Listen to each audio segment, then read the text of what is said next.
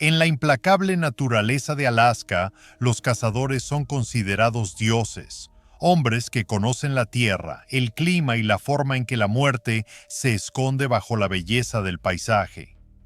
Pero en las décadas de 1970 y 1980, un hombre utilizó esa vastedad salvaje no para cazar animales, sino para cazar mujeres. Su nombre era Robert Hansen, y detrás del rostro tranquilo de un panadero de pueblo, construyó un coto de caza privado que convirtió la frontera de Alaska en su terreno personal de matanza. La historia de Hansen comienza en Iowa, donde nació en 1939. Hijo de un estricto inmigrante danés, creció tímido, tartamudo y dolorosamente torpe, siendo acosado implacablemente por su habla y su acné severo. Como niño desarrolló dos obsesiones, la caza y la venganza, pasando horas con el rifle de su padre para dominar la precisión, pero lo que realmente anhelaba era control sobre las personas que lo habían humillado. Ya adulto, Hansen construyó una vida tranquila en Anchorage a finales de los años 60. Abrió una panadería, se casó y fue padre. Para sus vecinos era la imagen de la decencia, un hombre de iglesia y un cazador hábil siempre dispuesto a ayudar. Pero bajo ese exterior saludable hervía un resentimiento hacia las mujeres, furioso porque el mismo tipo de mujeres que antes se burlaban de él ahora lo ignoraban. En su mente ellas le debían algo y él iba a tomarlo. Sus víctimas eran mayormente bailarinas y trabajadoras sexuales, mujeres que podían desaparecer sin provocar una búsqueda inmediata. Hansen las atraía con promesas de dinero o aventuras en su avión privado, una pequeña aeronave perfecta para navegar la vasta naturaleza de Alaska y para desaparecer a sus víctimas. Una vez a bordo comenzaba la pesadilla. Las volaba a lo profundo del bosque o a lo largo del río Knik, aterrizaba en una franja de grava desierta y las encadenaba en una cabaña oculta. Allí, aisladas y aterrorizadas, soportaban días de horror antes de que él iniciara su ritual final. Las liberaba en el bosque, dándoles una ventaja antes de cazarlas con su rifle como si fueran presas, satisfecho solo cuando la persecución terminaba en muerte. Durante años, cuerpos descompuestos aparecieron en tumbas poco profundas, encontradas por excursionistas, y los investigadores comenzaron a hablar del panadero carnicero, un hombre susurrado en los bares de Anchorage. Pero el hombre permanecía invisible, escondido a plena vista detrás de su mostrador de panadería. La primera ruptura real llegó en 1983, cuando una joven llamada Cindy Paulson logró escapar. Había sido secuestrada y llevada a la cabaña, pero mientras él preparaba el avión, ella corrió descalza por la pista y detuvo a un camionero. La policía la encontró temblando y esposada, pero al principio dudaron de su historia porque Hansen era un hombre respetado sin antecedentes. Sin embargo, el detalle de su relato era imposible de ignorar, y la policía trajo al perfilador del FBI John Douglas, quien analizó los patrones y concluyó que el asesino era un cazador experimentado con baja autoestima, probablemente casado y respetado en su comunidad. Exactamente Robert Hansen. Una orden de registro cambió todo. Hallaron joyas de mujeres desaparecidas escondidas tras las tejas del techo y un mapa oculto tras una cabecera con 24 pequeñas marcas en forma de X dispersas por la naturaleza de Alaska, cada una correspondiendo a un sitio de entierro. Confrontado con la evidencia, Hansen se quebró y en 1984 confesó haber matado a 17 mujeres y violado a 30 más, describiendo con frialdad cómo el placer no estaba en el asesinato, sino en la caza misma. En el tribunal apareció pequeño y manso, lo opuesto al monstruo que sus confesiones revelaban, y apenas reaccionó cuando fue sentenciado a 461 años más cadena perpetua. Murió en prisión en 2014, dejando un legado que aún acecha a Alaska, donde muchas de las mujeres que enterró nunca han sido identificadas, y donde la gente recuerda con horror cómo convirtió la belleza indómita del Estado en su cómplice, sirviéndoles pasteles al amanecer mientras ocultaba su verdadera naturaleza depredadora. En la vasta y misteriosa isla de Sumatra, en Indonesia, las tradiciones antiguas de magia y superstición han convivido durante mucho tiempo con la modernidad de la vida cotidiana. En las pequeñas aldeas rurales, no es extraño que los habitantes busquen la ayuda de chamanes locales para curar enfermedades, encontrar el amor o atraer la fortuna económica. Sin embargo, durante la década de 1990, un hombre que se presentaba como un hombre santo prometió prosperidad a cambio de rituales, pero lo único que entregó fue muerte y oscuridad. Su nombre era Ahmad Suradji, aunque los lugareños lo conocían respetuosamente como Datuk. Para su comunidad, él era una guía espiritual confiable. Para el resto del mundo, llegaría a ser conocido como el hechicero de Sumatra, un hombre que confesó haber asesinado a 42 personas en nombre de la magia negra. La vida de Suradji comenzó en 1949 cerca de la ciudad de Medan, siendo el hijo mayor de un criador de ganado que también ejercía como curandero tradicional.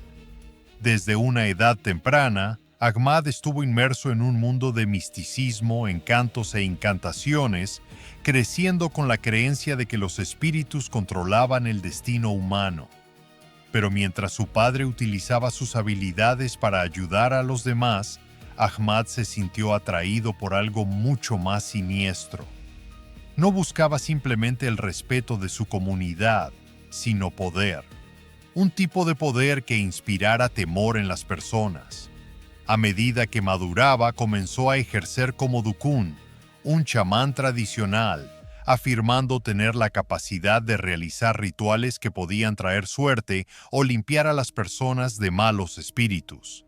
Era carismático y convincente, lo que llevó a los aldeanos a confiar ciegamente en él. Acudían a su hogar con sus deseos más privados, amor, belleza y dinero, y él siempre tenía un hechizo que ofrecerles. Lo que ninguno de ellos sabía era que sus rituales tenían un costo secreto y terrible: la vida humana. Según su confesión posterior, Suradji afirmó que una noche tuvo una visión en la que su difunto padre se le apareció y le dijo que para alcanzar el poder espiritual supremo debía matar a 70 mujeres y beber su saliva. Nadie sabe con certeza si realmente creía en esto o si lo usó como una excusa para sus crímenes. A partir de esa noche, los asesinatos comenzaron. Sus víctimas siempre eran mujeres, granjeras, comerciantes o estudiantes que acudían voluntariamente a su hogar buscando su guía. Él les instruía que vistieran de blanco, un color que simbolizaba la pureza, y que vinieran por la noche cuando, según él, los espíritus eran más fuertes. Una vez que llegaban, las conducía a un campo de caña de azúcar cercano a su casa, donde supuestamente tendría lugar el ritual. Allí cavaba un agujero poco profundo y les decía que se pararan dentro, explicando que esto ayudaría a canalizar la energía espiritual. Cuando estaban enterradas hasta la cintura en la tierra, incapaces de moverse, él envolvía un trozo de tela alrededor de sus cuellos y lo apretaba hasta que dejaban de respirar. Después las enterraba allí mismo, dejando solo sus cabezas sobre el suelo para una última incantación, antes de cubrir sus rostros con tierra como si fueran parte de un oscuro patrón agrícola. Durante años, las desapariciones pasaron desapercibidas o se culparon a fugas voluntarias, ya que muchas víctimas provenían de familias pobres o aldeas lejanas. Los informes policiales eran mínimos y el miedo supersticioso mantenía a otros en silencio. Incluso las 3 esposas de Ahmad, que eran hermanas entre sí, sabían que algo andaba mal, pero no se atrevían a cuestionarlo. Una de ellas admitió más tarde haber ayudado a atraer a las víctimas, creyendo que los rituales eran reales. En 1997 el patrón comenzó a desmoronarse cuando la familia de una joven que había ido a visitar a Surajji sospechó al ver que nunca regresaba. Su padre reportó su desaparición y la policía rastreó su última ubicación conocida hasta la casa del chamán. Cuando los oficiales llegaron, notaron un fuerte olor a descomposición proveniente del campo de caña de azúcar cercano. Al cavar en la tierra blanda, descubrieron una tumba poco profunda y luego otra y otra más. Para cuando terminó la búsqueda, habían encontrado 42 cuerpos. Ahmad Surajji fue arrestado y llevado a la estación de policía de Medan, donde inicialmente negó todo, pero al ser confrontado con la evidencia, confesó con calma, explicando su motivo con una claridad inquietante. Mi padre vino a mí en un sueño y me dijo que debía matar a 70 mujeres para ganar poder. Hablaba como si describiera un deber, no un crimen, e incluso corregía a los oficiales sobre las fechas para asegurar que su registro fuera preciso. Describió los detalles de sus rituales, cómo elegía a las víctimas, cómo las enterraba y cómo creía que beber su saliva le daba fuerza. En el juicio, la sala estaba llena de lugareños y periodistas que esperaban ver a un loco, pero en su lugar vieron a un hombre tranquilo de mediana edad con una camisa blanca, sonriendo levemente mientras se leían los cargos. En 1998 fue declarado culpable de 42 cargos de asesinato y sentenciado a muerte por fusilamiento. Una de sus esposas también fue condenada a cadena perpetua como cómplice. Cuando le preguntaron si temía a la muerte, sacudió la cabeza y dijo: «Volveré, los espíritus me guiarán». El 10 de julio de 2008, su profecía terminó cuando fue ejecutado al amanecer en un campo remoto, enfrentando a sus verdugos sin decir una palabra, con los ojos abiertos hasta el momento final. ¿Qué pasaría si el hombre jurado para protegerte fuera el mismo que te está cazando? ¿Y si la placa destinada a simbolizar seguridad fuera el disfraz de un asesino? Durante años, los habitantes de Angarsk creyeron estar seguros bajo la vigilancia de la policía, viendo pasar los coches patrulla con sus luces azules parpadeando sobre la nieve siberiana. Los ciudadanos dormían tranquilos confiando en que los hombres de uniforme los protegían de la oscuridad. Pero uno de esos hombres era la oscuridad misma. Mikhail Popkov no era solo otro oficial, era el depredador más condecorado de la ciudad. Para sus vecinos era un hombre de familia educado y de voz suave. Para sus colegas, un policía confiable que nunca se quejaba ni faltaba por enfermedad. Pero bajo esa apariencia tranquila, Popkov albergaba la retorcida creencia de que algunas mujeres merecían morir. Nacido en 1964 en Angarsk, creció en un hogar lleno de secretos y resentimiento, donde la infidelidad de su madre dejó una cicatriz que se transformó en una convicción deformada de que las mujeres eran engañosas y corruptas. Cuando se unió a la policía, ese odio encontró un arma, y su uniforme se convirtió en camuflaje. A principios de la década de 1990, mientras la Rusia postsoviética descendía al caos y la corrupción colapsaba la ley, Popkov comenzó su guerra secreta. En las noches tranquilas patrullaba las calles buscando mujeres que caminaban solas después del cierre de los bares, mostrándoles su placa y ofreciéndoles un viaje a casa en lo que ellas creían que era el coche más seguro de la ciudad. Una vez dentro, la ilusión se rompía. Las conducía a las afueras, a bosques o riberas heladas donde nadie podía oírlas, y allí desataba la ira que había ocultado durante décadas, utilizando cuchillos, bastones y herramientas policiales. Cuando terminaba, dejaba los cuerpos desechados como basura y regresaba a casa para lavarse las manos y besar a su esposa. La ciudad se llenó de susurros sobre el hombre lobo. pero era imposible cazar a un monstruo que llevaba tu misma placa. Popkov estaba en todas partes, investigando sus propios asesinatos, asistiendo a reuniones sobre los crímenes e incluso consolando a las familias de sus víctimas. Su rostro aparecía en las fotos de la escena del crimen, no como sospechoso, sino como oficial. El asesino y el policía eran el mismo hombre tomando notas de sus propios crímenes. Hubo una víctima que sobrevivió y recordó el olor de un uniforme policial, lo que fue la primera grieta en su disfraz. Para 2012, la evidencia de ADN de múltiples víctimas apuntaba a un hombre dentro de la fuerza, y cuando pidieron muestras a los oficiales, Popkov no dudó, sonriendo confiado en que el sistema nunca lo tocaría. Fue su error final. Los resultados del laboratorio explotaron como una granada. El asesino que habían cazado durante 20 años era uno de los suyos.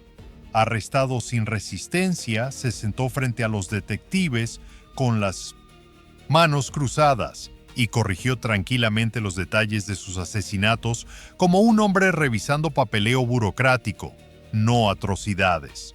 Confesó inicialmente 22 asesinatos, pero los números siguieron subiendo con los años.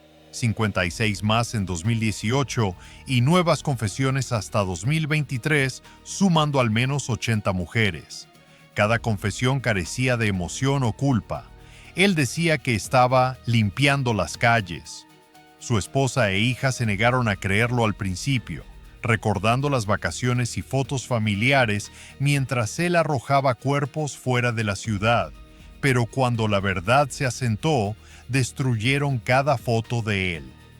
En el tribunal, Popkov se mantuvo inmóvil con su postura policial intacta, hablando solo para corregir el registro de manera precisa y sin emociones. Sentenciado a múltiples cadenas perpetuas, el policía hombre lobo permanece tras las rejas, inexpresivo y sin arrepentimiento, insistiendo en que estaba limpiando la sociedad. Pero lo que realmente destruyó fue la fe de una ciudad entera, pues cuando el asesino lleva el uniforme, ninguna luz en la calle se siente segura. El barrio gay de Toronto estaba destinado a ser un lugar de libertad, un refugio seguro tallado tras décadas de miedo y prejuicios. Pero entre 2010 y 2017, una oscura realidad comenzó a emerger cuando varios hombres comenzaron a desvanecerse sin dejar rastro. No eran turistas ni transeúntes, sino hijos amados, parejas y amigos cuyas desapariciones compartían similitudes silenciosas. No había señales de lucha, ni testigos, ni cuerpos. Durante años la policía creyó que simplemente habían abandonado la ciudad, pero la verdad era mucho más oscura y estaba enterrada en el lugar más ordinario imaginable. Macetas de flores fuera de la casa de un hombre que todos creían conocer. Ese hombre era Bruce MacArthur, un paisajista que también trabajaba como imitador de Santa Claus en el centro comercial local, y era un rostro amigable en la comunidad. Detrás de su sonrisa educada y su apariencia pulcra se escondía un depredador que utilizaba el encanto, la confianza y la rutina para ocultarse a plena vista. MacArthur nació en 1951 en Ontario y fue criado en una granja donde la disciplina era estricta y la emoción escasa. De joven se casó, tuvo hijos y vivió lo que parecía una vida suburbana normal. Pero al acercarse a los 40 años, esa fachada comenzó a agrietarse. Luchó con su identidad y finalmente salió del armario, pero solo después de que su matrimonio colapsara. Se mudó al barrio gay de Toronto intentando reconstruir su vida, sumergiéndose en la escena social de la comunidad, donde era conocido por ser extrovertido, generoso y siempre dispuesto a ayudar. Nadie sospechaba que el mismo hombre que decoraba patios con flores también estaba cultivando la muerte. MacArthur apuntaba a hombres vulnerables, inmigrantes, refugiados o aquellos que no habían declarado abiertamente su orientación sexual. Muchos provenían de orígenes del Medio Oriente o del sur de Asia, viviendo ya en los márgenes y a menudo demasiado asustados para reportar acoso o violencia. Los conocía en aplicaciones de citas y bares, atrayéndolos a apartamentos u hogares bajo la apariencia de romance. Una vez dentro, convertía su confianza en una trampa. Cada desaparición seguía un patrón escalofriante donde el hombre dejaba de contestar su teléfono, desaparecía de las redes sociales y nunca volvía a presentarse al trabajo. La policía abría expedientes de personas desaparecidas, pero sin cuerpos ni evidencia clara, los casos se enfriaban y algunos oficiales incluso sugerían que los hombres simplemente se habían mudado o regresado a sus países de origen. Para 2017, la comunidad estaba perdiendo la paciencia y los activistas exigían respuestas, acusando a la policía de ignorar las desapariciones porque las víctimas eran hombres homosexuales de color. Tenían razón en una cosa: había un asesino en serie entre ellos escondido a plena luz del día. La primera grieta en la máscara perfecta de MacArthur provino de su propio descuido en enero de 2018, cuando la policía ejecutó una orden de registro en su apartamento, sospechando de él en la desaparición de Andrew Kinsman, un voluntario comunitario de 49 años desaparecido desde junio de 2017. Los investigadores habían encontrado el nombre de Kinsman garabateado en la agenda de MacArthur. Una sola palabra, Bruce, fue la pista que abrió el caso. Cuando los detectives entraron en el pequeño apartamento de MacArthur en Toronto, encontraron la evidencia sólida que tanto les había faltado. En su computadora descubrieron cientos de fotografías de hombres, algunos vivos y otros claramente no, pero el horror no terminaba allí. En los patios de sus clientes por todo Toronto, la policía encontró grandes macetas llenas de tierra y flores. Escondidos dentro de esas macetas había restos humanos cuidadosamente envueltos, enterrados y disfrazados bajo las flores que él había cuidado durante años. Mientras los equipos forenses excavaban en docenas de propiedades, la escala de los crímenes de MacArthur se hizo evidente. Había estado matando durante casi una década, utilizando su negocio de paisajismo como cobertura para deshacerse de sus víctimas a plena vista. Para febrero de 2018, la policía había identificado a 8 hombres y el dolor de la comunidad se mezcló con furia, pues durante años habían advertido que algo andaba mal. Nadie había imaginado que el asesino era el hombre que veían todos los días conduciendo una camioneta llena de tierra y flores por sus calles. Cuando el caso fue a juicio, la evidencia era abrumadora y MacArthur no luchó contra ella. El 29 de enero de 2019 se declaró culpable de 8 cargos de asesinato en primer grado. Los investigadores revelaron que había guardado trofeos, fotografías, joyas y artículos personales como recuerdos de sus crímenes. La sala del tribunal quedó en silencio cuando se dictó la sentencia. Cadena perpetua sin posibilidad de libertad condicional durante 25 años, lo que, debido a su edad, significaba efectivamente que moriría tras las rejas. En prisión, MacArthur vive tranquilamente. Rara vez habla con alguien y pasa sus días leyendo y trabajando en el jardín del patio de la instalación, un eco escalofriante de la vida que una vez llevó, aunque las macetas allí están, por supuesto, estrechamente vigiladas. ¿Qué sucedería si el asesino en serie más peligroso del siglo XXI fuera aquel que planificó específicamente para el silencio? Israel Case era el tipo de asesino que los investigadores más temen. Metódico, disciplinado y paciente. Un hombre que no era imprudente ni impulsivo. Estudió casos de crímenes reales, leyó informes de comportamiento del FBI y construyó su propio sistema. Uno que le permitió matar a través de los Estados Unidos durante más de una década sin dejar rastro.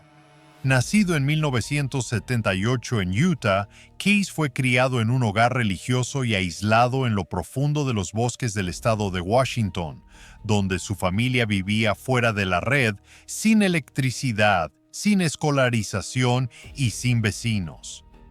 En su adolescencia ya estaba obsesionado con el control y el poder, torturando animales y entrando en casas ajenas solo por la emoción, sabiendo que era diferente pero viendo esa diferencia no como una enfermedad, sino como un propósito. Después de servir en el ejército de los EE, a finales de los 90, se estableció en Alaska, donde dirigió un pequeño negocio de construcción y crió a una hija, pareciendo ante todos un hombre normal, educado y confiable.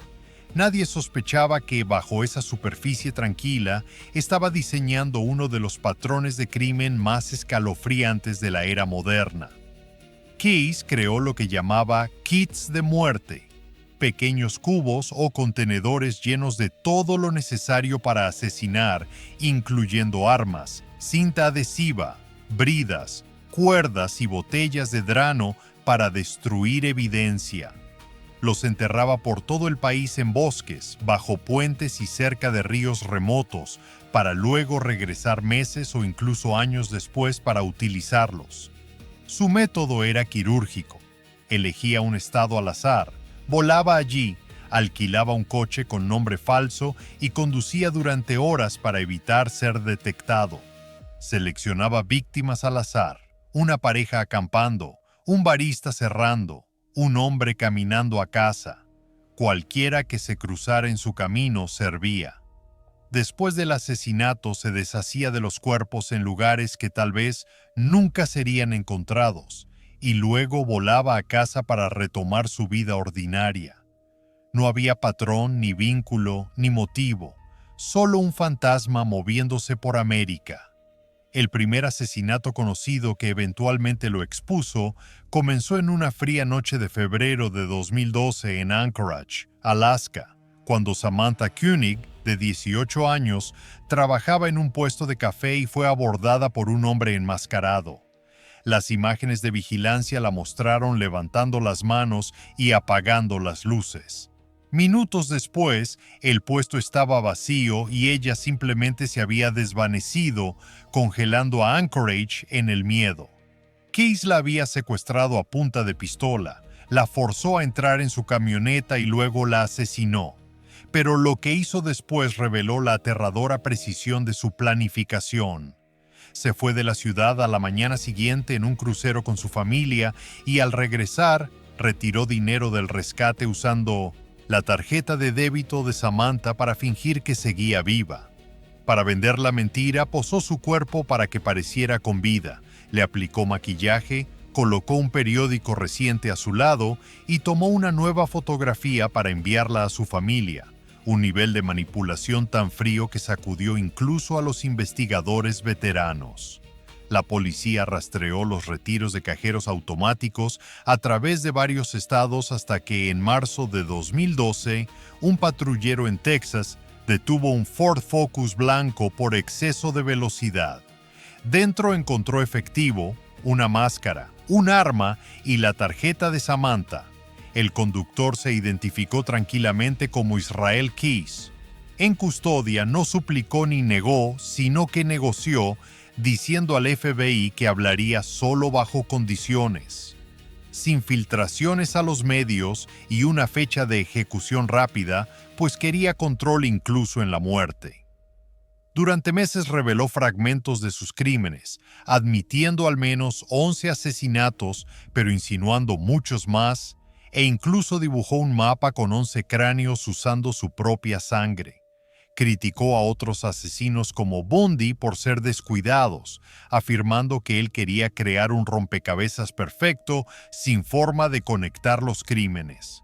Lo que más atormentaba a los investigadores no era el número de víctimas, sino cuánto desconocían, ya que Case no tenía tipo de víctima ni foco geográfico.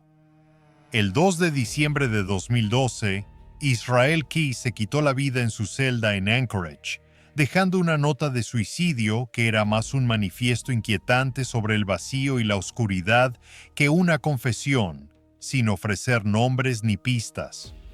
Murió con sus secretos intactos, habiendo matado no para ser recordado, sino para demostrar que podía desaparecer.